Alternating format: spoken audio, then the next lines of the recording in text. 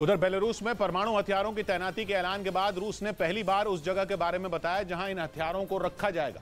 पश्चिमी मीडिया के मुताबिक बेलारूस में रूस के राजदूत ने दावा किया कि परमाणु हथियारों को बेलारूस की पश्चिमी सीमा पर तैनात किया जाएगा।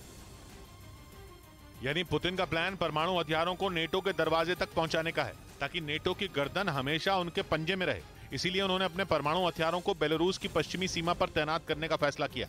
ये दावा किसी और ने नहीं बल्कि बेलारूस में रूस के राजदूत ने किया, जिनके मुताबिक बेलारूस की पश्चिमी सीमा पर परमाणु हथियारों की तैनाती की तैयारी भी शुरू हो चुकी है। बेलारूस पश्चिम में नेटो देश पोलैंड के साथ सीमा साझा करता है, जबकि उत्तर में उसकी सीमा लिथुआनिया और लातविया से लगी है। ये दोनों भी नेटो के सदस्य देश हैं और इसी वजह से कहा जा रहा है कि बेलारूस की पश्चिमी सीमा पर परमाणु हथियारों की तैनाती से खतरा नेटो के दरवाजे तक पहुंच जाएगा, क्योंकि ऐसा करके रूस परमाणु हथियार पोलैंड के ठीक बगल में उतार देगा, जिसके बाद हमेशा इस बात का खतरा बना रहेगा कि वो बेलारूस से हमला बोलकर पोलैंड समेत कई नेटो देशों का नामो निशान मिटा सकता है। खासतौर पर उसके निशाने पर पोलैंड होगा, जो कि जंग की शुरुआत से ही यूक्रेन की मदद कर रहा है। अमेरिका समेत पश्चिमी देशों से भेजे जा रहे हथियार पोलैंड के रास्ते ही यूक्रेन पहुंच रहे हैं। इतना ही नहीं, पोलैंड ही वो पहला नेटो देश है जिसने यूक्रेन को पहला MiG-29 लड़ाकू विमान देने का ऐलान किया है।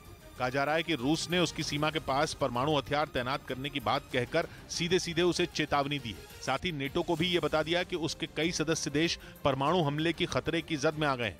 और अगर नेटो ने यूक्रेन की मदद करनी बंद नहीं की तो फिर उसके सदस्य देशों को विनाश से कोई नहीं बचा पाएगा, क्योंकि रूस ने दावा किया कि वो 1 जुलाई तक बेलारूस में परमाणु हथियार तैनात कर देगा।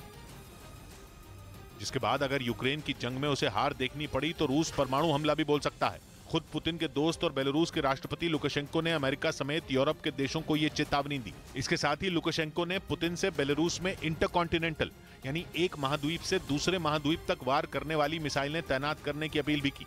यानी लुकाशेंको चाहते हैं कि पुतिन की मिसाइलों की जद में अमेरिका भी आ जाए, क्योंकि उसी की अगुवाई में पश्चिमी देश जंग में यूक्रेन की मदद कर रहे हैं। इस बीच पश्चिमी मीडिया की खबर के मुताबिक चीन परमाणु हथियारों की तैनाती के पुतिन के फैसले के खिलाफ खड़ा हो गया है। कुछ रोज पहले ही पुतिन ने ऐलान किया था कि वो जल्द बेलारूस में परमाणु हथियारों को तैनात करेंगे, जिसके बाद इस बात की आशंका तेज हो गई कि यूक्रेन के साथ जंग में वो परमाणु हथियारों का इस्तेमाल भी कर सकते हैं। पुतिन के इस ऐलान के बाद अमेरिका ने खुलकर इसका विरोध किया।